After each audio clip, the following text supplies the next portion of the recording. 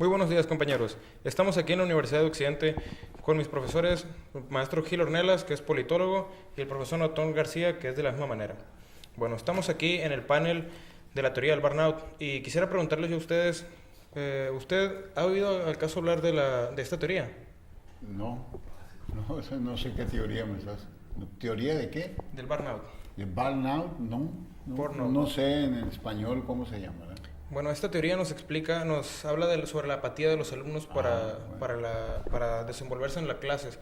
Por ejemplo, estábamos comentando con mis compañeros acerca de la apatía que le da a uno, por ejemplo, que un alumno llega tarde, no hace las tareas, así, como que se le empieza a pegar, a traer esas características negativas.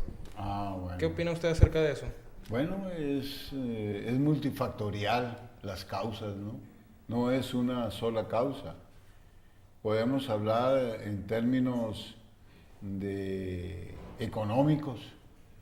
A lo mejor posiblemente un alumno sufre presiones por no pagar la colegiatura, por ver que no tiene la suficiente capacidad económica para seguir en la universidad y pues hay un descenso, hay una desmoralización, hay un desencanto y pues tienden a la apatía.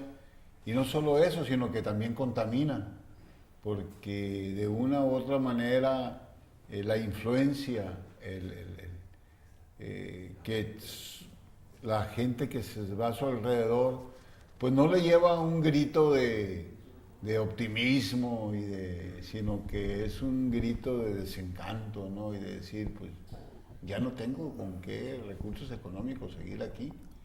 Y eso se transmite, ese desgano se transmite. Está otros factores, pero no quisiera agotarlos. Quisiera que aquí mi compañero pues, pudiera abordar. Si no los aborda, pues yo los abordo. Okay. Muy bien. Ahora usted, profesor, una opinión. Bueno, yo entiendo que el síndrome de burnout está considerado como el síndrome del estar quemado, del estar desgastado, estar en estado ansiolítico, en estar estresado. Y esto viene de mucho tiempo atrás. De hecho, el síndrome de burnout fue sacado prácticamente de la literatura y aplicado a las ciencias sociales, a las ciencias médicas. Fue extraído desde la época de Graham Greene, cuando escribió una novela del burnout, Chaos, un caso del síndrome de burnout, que se trató de un arquitecto que era bastante muy profesional, con obras extraordinarias, pero llegó el momento en que se saturó de todas esas alegrías o beneficios que tenía, se hartó de esa situación. Entonces él deja todo lo que estaba, se va al Congo y allá se encuentra un médico y le dice cuál es la sintomatología que tenía, y él lo bautizó como el síndrome de burnout, el síndrome de estar quemado, o sea, estar fuera de lo que estaba sintiendo en ese momento en que era feliz. Sí, hubo un momento en que se hartó, pero bueno, trae esto aparejado con una situación que dicen que esos casos, o bien la literatura, la ficción y la realidad tienen mucho que ver, están muy encaminados. A veces sacan temas de la realidad y los envían a la literatura, y en este caso dicen algunos autores que el síndrome de burnout fue sacado de la teoría, de la literatura, para llevarlo a la realidad. Entonces sacan ese tema y ya lo aplican en la realidad. Pero esto no solamente de alumnos, sino también maestros, sino también en otros casos los profesionales que trabajan con personas son los que son más endebles a esta situación de sufrir el síndrome de burnout, el estar quemado, el estar harto de una situación que trae consigo despersonalización, que trae consigo cansancio o fatiga emocional, que trae consigo también bajas grados de aspiración profesional. En otros términos sería para adelantarnos en este tema. Okay. Bueno, profesor, entonces, ¿usted ve como una problemática este caso, esta teoría? Pues claro que sí, y es algo vivencial, es algo cotidiano y no nomás en esta universidad, en todas las universidades, ¿no? Es más, no necesariamente tiene que ser la educación, como decía el maestro. Hay instituciones, el Seguro Social, las iglesias, todos sufren ese desencanto, ¿no? Esa apatía, ese cansancio de no ver un futuro promisorio. Y ya ahorita hablaba yo de cuestiones económicas, ¿no? Si tú no tienes un incentivo laboral, económico, que te permita aspirar a motivarte y a mejores condiciones de vida, pues ¿qué es lo que sucede? Pues la desmotivación. ¿Por qué? Pues porque nadie te motiva, porque no hay ningún incentivo que te permita seguir, ver un futuro promisorio. Ahora, ¿es lo económico? No, también tiene que ver lo social. En la educación antes era un factor muy importante para la movilidad social. Ahora no. Ahora terminas una carrera a nivel de licenciatura, posgrado, doctorado, y el problema es que el mercado laboral no te responde. Es más, te puedes ir tú preparando a nivel doctorado, a nivel maestría, y te tienen miedo porque creen que quieres cobrar más. Hay una saturación prácticamente de las profesiones. Entonces, si antes era una escalera de movilidad social, ahora resulta que eso también se ha cerrado. Y el que termines una carrera ya no es patente de corso para que se te augure un buen futuro. ¿Por qué? Porque lo más probable es que llegues al empleo informal o que llegues al desempleo, ¿verdad? Entonces, si tú estás viendo lo que te espera en la universidad de la vida y estás en la universidad académica, pues te llega, como decía el maestro, ciertos elementos ansiolíticos, ¿verdad? ¿Y qué voy a hacer cuando salga afuera? ¿Eso te desmotiva o no te desmotiva? No, claro que sí. Pero en cambio, si tú vieras que existiera todo un empleo, que existiera toda una construcción, una historia de vida que te permita movilizarte, pues sí. Entonces, ese es otro factor, la falta de movilidad social y la falta de empleo por las instituciones, por el mercado, que no se crea. Y la otra es la saturación que existe, pues también ya de muchas profesiones. Los estudiantes le huyen a las matemáticas, al español, al inglés y a la computación, y pues lo único que quieren estudiar es derecho, contabilidad, carreras que ya prácticamente están saturadas por el mercado. Entonces, el estudiante se acomoda a la burbuja de confort, quiere, como dicen ellos, el cuero de coche, no más el papel que diga que es licenciado. Ese es otro de los factores, en mi opinión, de que nos lleva a ese síndrome, que no es más que el desencanto, ¿verdad? Es el desencanto total, ¿verdad? Muy bien, profesor. Tiene mucha razón en esto. ¿Y usted, profesor, qué opina en cuanto a esta problemática? ¿Cómo ve este problema? Pues también hay factores personales, factores individuales. Esos que comentaba el maestro Gil Ornelas, entre mi insatisfacción de obtengo o no obtengo el nivel que yo quería, el nivel laboral, obtengo la cuestión económica, si es acorde a lo que yo pensaba, si me ubican en un área en que yo soy contento, que yo puedo desplegar toda mi capacidad, voy a estar bien, pero si soy relegado, si no me dan la oportunidad de crecer, entonces viene una apatía. Pero también tiene que ver en qué organización estoy. Tiene que ver qué tipo de organización es, tiene que ver los sistemas de trabajo y tiene que ver también qué tipo de relaciones humanas hay ahí en esa empresa. Todo esto trae aparejado esa permanencia o no en alguna empresa. O bien, bajar, como dicen luego, es que me pagan tanto, bueno, pues voy a hacer tanto, no voy a desplegar toda mi capacidad. Pero bueno, hay factores en ese sentido que son factores de riesgo. qué tipo de relaciones humanas hay, cómo las podemos superar y bueno, también qué sistemas de trabajo hay ahí. Porque si no hay eso, hay una despersonalización mía, o sea, no hay la manera de cómo crecer en lo personal, ni tampoco cómo mejorar mi servicio, si es un servicio que estoy prestando, o bien si estamos construyendo bienes o dando servicio. Entonces, son factores de riesgo muy importantes que hay que estar pendientes también, no solamente el individuo, sino también toda la organización.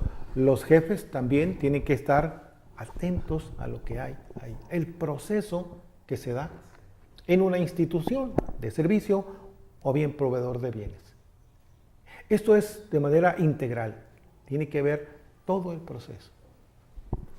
Ok, profesor, está muy interesante lo que dice, la verdad. Bueno, entonces, ¿qué consecuencia cree usted, profesor, que tendría este problema? Mira, yo veo que son dos. Uno es a nivel existencial, a nivel individual. Esto te puede llevar a las enfermedades mentales como la depresión, ¿no? Donde prácticamente si este desencanto, esta desmoralización la dejas continuar, se te puede convertir en una enfermedad en algo patológico. Te deprimes, o sea, te vuelves una persona totalmente inactiva, falta de motivación, apática, inmóvil y anómica, como decían los sociólogos, como dicen los sociólogos, o sea, no quieres entrar a un ritmo pues de productividad y de rendimiento, sino que dejas el dejar hacer y el dejar pasar y si no te pones abusado, vienen las enfermedades mentales, ¿verdad? No creas que nomás ya estoy, no, sino que esto es progresivo, ¿no? Tienes que poner un hasta aquí, como se dice, ponerte las pilas y dar soluciones, ¿no? O sea, que no te conviertas en parte del problema, sino que seas la solución también del problema. Hay consecuencias como en el ámbito político, eso también trae. Vemos que la clase política actual en México no se ha abierto a los jóvenes, sino han permanecido cerrados a los cotos de poder, y esto trae consigo pues de que los jóvenes tampoco no vean una participación política y un espacio donde hacer valer sus derechos, sino que es una clase política que se ha anquilosado, es una clase política que no permite nuevas oportunidades. Esto los jóvenes lo perciben, lo ven. ¿Y qué dicen? No, pues no tiene caso participar en política. ¿Por qué? Pues porque todo está ocupado, todo está cerrado. Y no únicamente en la clase política, en las instituciones de diferente índole, pues hay mucha gente que no se quiere ir. Ya tienen edad y están aferrados ahí porque le tienen miedo a salir. Y le tienen miedo a salir porque bajan todas sus prestaciones económicas, todas sus prestaciones de tipo laboral. Se me jubilo y voy a ganar la mitad, ¿no? Y hay, por ejemplo, hay maestros que prácticamente salen con los tenis por delante. Ahí mueren, ya son ancianos. ¿Y qué pasa con los jóvenes que quieren ingresar a las aulas, a dar clases? Pues no pueden. ¿Por qué? Porque no hay espacio. Si eso lo vemos en la política, lo vemos en la educación, prácticamente lo estamos viendo en todas las instituciones, ¿verdad? Porque el joven también ve que no tiene espacios donde participar. ¿Y eso qué lleva? Pues hay consecuencias. Consecuencias de que, ¿para qué? No en balde hay 1,5 millones de jóvenes profesionistas mexicanos que migran hacia Estados Unidos. ¿Por qué? Pues porque aquí no hay oportunidades y prefieren irse de lavaplatos, prefieren irse. ¿Tú crees que un licenciado en ciencias de la comunicación lavando platos lo va a motivar, No, pues claro que no. ¿verdad? Imposible. Y eso es lo que te ofrecen allá en Estados Unidos. Te ofrecen lavaplatos, lavar los baños y de obrero agrícola, de pescador. Si bien te va. Por eso está tan grande la desmotivación. Pues sí. Muy bien. Muchas gracias, profe. Profesor, su comentario acerca de las consecuencias que puede traer esto. Pues esto trae aparejado una serie de situaciones que afectan directamente a la persona, pero también al grupo laboral en que se desenvuelve, pero también va al seno familiar. En ese sentido, yo detecto 3 fases, ¿no? Pero antes de esto, algunos profesionales dicen que el síndrome de burnout es el síndrome de estrés crónico profesional. Y ahí es muy importante decir, hey, ¿cómo lo podemos detectar? Porque si bien es cierto, hay muchísimas personas que lo padecemos y que no nos damos cuenta que somos víctimas del síndrome de burnout. Entonces, los profesionales dicen que hay 3 fases muy importantes. Una de ellas, el estado de alerta. Alerta quiere decir que ya tenemos ciertos rasgos, ciertos sintomatología del síndrome de burnout que hay que estar pendientes. Pero bueno, no pasa más allá de ser una sintomatología superficial. Pero bueno, hay otro cuando es de resistencia. Cuando ya de resistencia ya nos dimos cuenta que tenemos ese problema del síndrome de burnout, el síndrome de estar quemado, de esa apatía. Entonces, ¿cómo busco la manera de cómo tener apoyo para superar ese estado depresivo? Ahora, cuando no logro, caigo en la tercera fase, que es ya la depresión. Y ahí sí hay que buscar apoyo para poder salir de ese estado. Porque el síndrome de burnout yo lo considero como una especie de una respuesta inadecuada al estrés. Y es un estrés que ya rebasó el momento en que lo pueda yo controlar. Pero cuando no se controla, entonces hay que buscar apoyo. Y para eso tienen que estar las instituciones privadas, públicas, atentos a ese tipo. Porque incluso la ONU dice que es uno de los problemas de mayor actualidad que tienen repercusiones en el ámbito laboral y que pudiera ser en un momento dado una epidemia muy importante en la sociedad. Ok, profesor. Muchísimas gracias. No hay de qué. Muy bien. Bueno, compañeros, creo que esto será todo por el día de hoy. Espero les haya quedado muy claro sobre este tema, la teoría del burnout.